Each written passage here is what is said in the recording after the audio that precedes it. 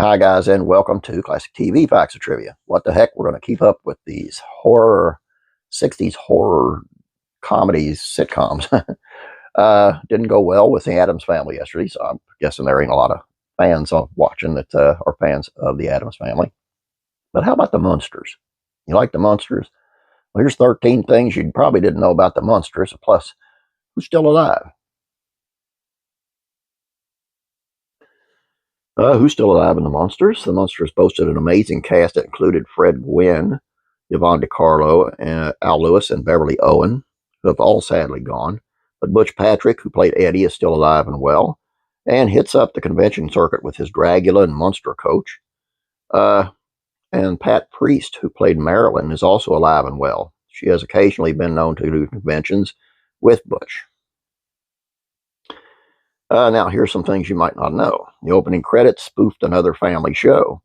The first season's opening credits were an outrageous parody of the opening credits of the Donna Reed show, which always began with Donna lovingly handing out lunches to her departing family members as they left the house one at a time. And Lily Munster did the same thing.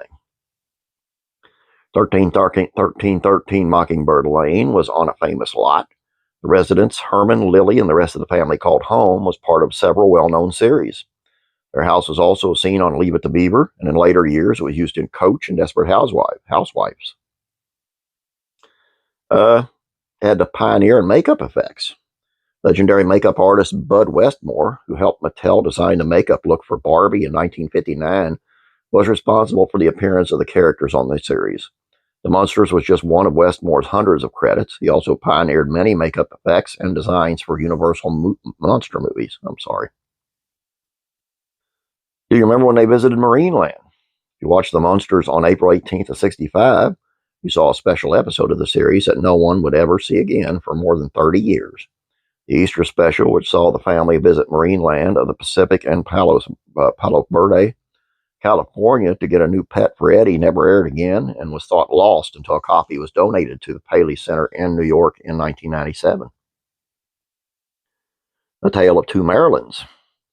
Beverly Owen, a natural brunette, played Marilyn Munster in the first 13 episodes. She quit the show in order to get married. When she originally signed on, she assumed it would quickly flop. She wore a wig and her hairline was covered up by a headband. Pat Priest, who played Marilyn for the remainder of the series, is natural blonde, so there was no need for a wig or headband. Rumored spin-offs. NBC came close to airing a series that was dark reimagining of the 60s sitcom called Mockingbird Lane. They developed it in 2012 and aired a pilot in October of that year, but decided to pass on ordering it to series. There's another darker reimagining called 1313 in the works, too. Eddie was almost another famous child star. Future Lost in Space star Bill Mumy was the original choice to play Eddie, but his parents wouldn't let him, as they weren't fans of the makeup he'd have to wear. He did, however, guest star once in the episode Come Back Little Googie. Original idea can be traced back to 1943. Animator Bob Clampett, best known for his work on the Looney Tunes animated series from Warner Brothers, presented an idea about a family of comical monsters to Universal.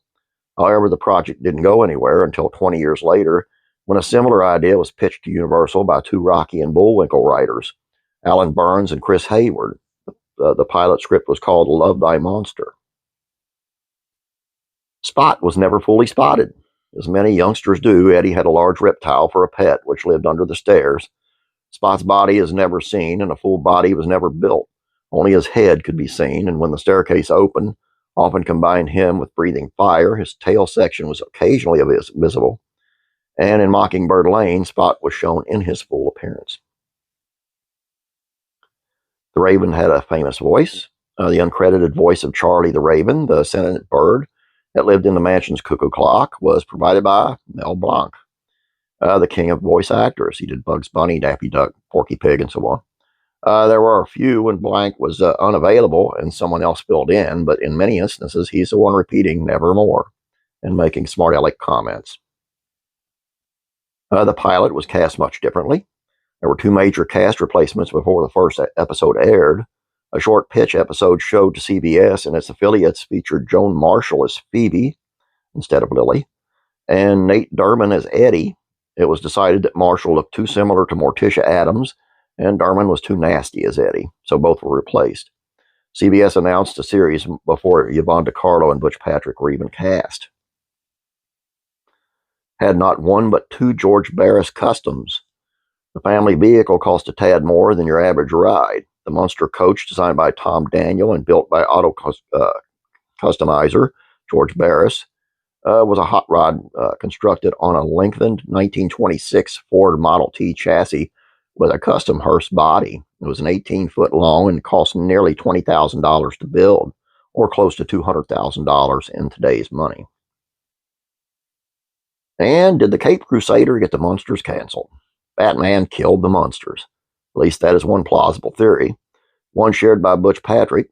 Starting in early '66, ABC's Batman provided direct competition, airing in the same time slot on Thursday nights. Ratings for the Munsters dropped, leading to a quick cancellation. Batman just came along and took our ratings away, Patrick lamented. Egad. And there you go. I certainly hope you liked the Munsters better than you did the Addams Family yesterday, because I could sure use the views. Oh, I loved the Munsters, by the way, but loved the Addams Family more. I'm probably minority. Which one did you like better? Anyway, you got two to choose from. You can go back and watch yesterday's if you want.